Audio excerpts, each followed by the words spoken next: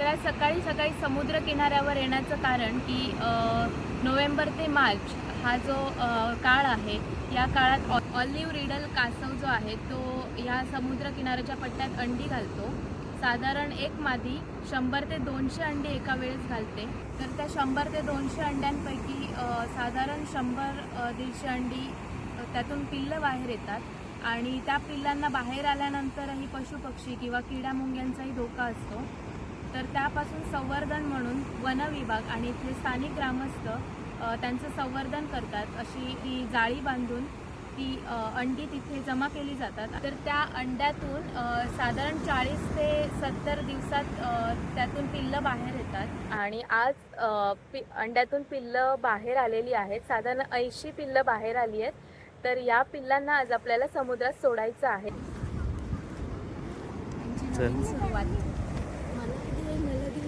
सुरुवात करणार आहे. तर आपण यांना समुद्रात सोडायचं आहे.